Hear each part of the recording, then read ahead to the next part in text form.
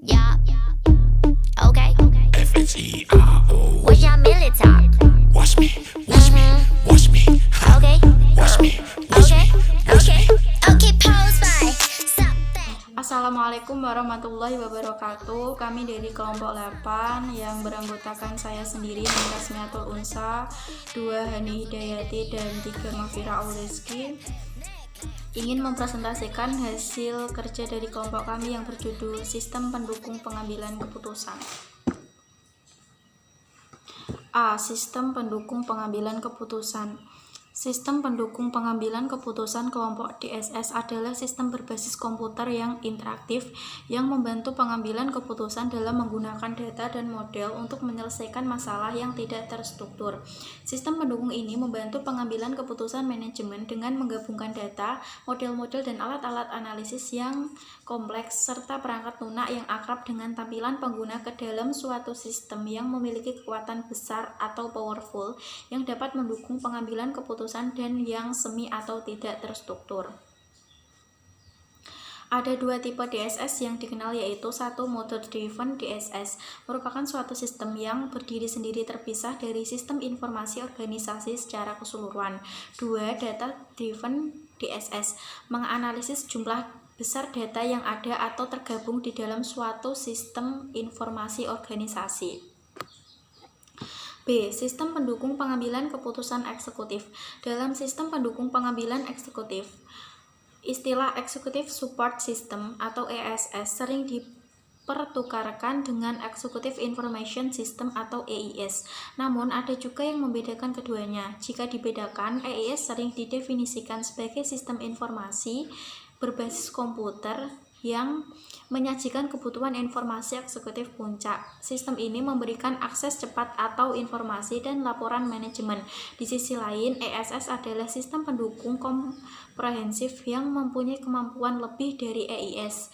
ESS menyangkut juga sistem komunikasi, otomatisasi kantor, dukungan analisis, dan intelijensia. Selanjutnya akan dibacakan oleh sahabat saya, Hani Hidayati.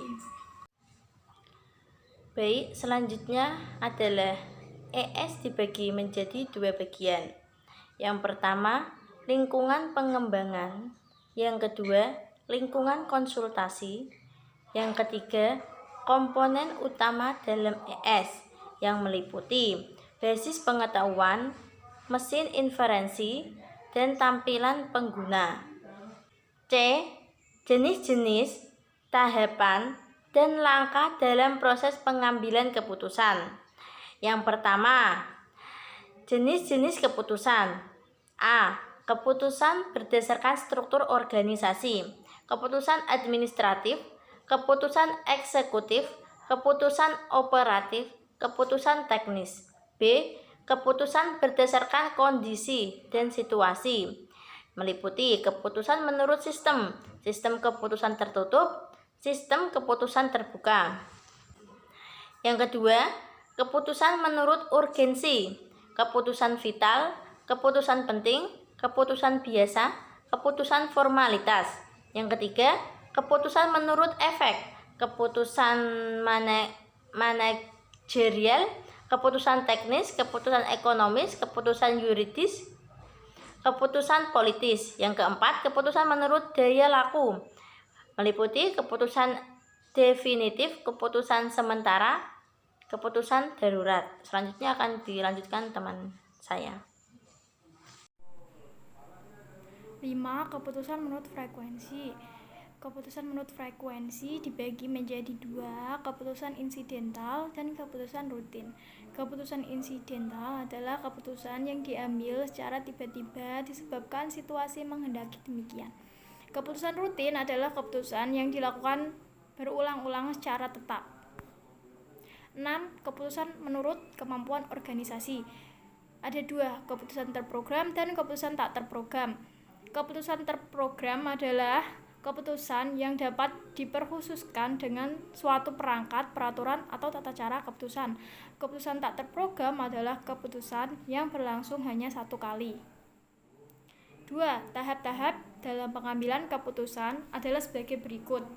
A. Tahapan pemahaman atau intelligence, yaitu proses pemahaman terhadap masalah dengan mengidentifikasi dan mempelajari masalah terhadap lingkungan yang memerlukan keputusan dari data dan fakta yang ada, mengolah data dan mengujinya untuk dijadikan petunjuk dalam menemukan masalah yang sebenarnya sehingga diharapkan dapat mempermudah mencari solusinya. B. Tahap perancangan atau desain. Tahap perancangan atau desain adalah proses analisis dan pencarian alternatif tindakan atau solusi yang mungkin diambil. C. Tahap pemilihan atau choice, yaitu proses pemilihan salah satu alternatif solusi yang dimunculkan pada tahap perancangan untuk menentukan arah tindakan dengan memperhatikan kriteria-kriteria berdasarkan tujuan yang akan dicapai pada tahap implementasi. D. Tahap penerapan atau implementation, yaitu tahap pelaksanaan atau penerapan alternatif tindakan yang dipilih untuk menyelesaikan permasalahan yang telah diidentifikasikan. 3. Langkah-langkah dalam proses pengambilan keputusan dalam rangka memecahkan masalah yang rumit. 1. Identifikasi masalah. 2. Pengumpulan data. 3. Analisis data. 4. Penentuan alternatif. 5. Pelaksanaan alternatif. 6. Penilaian.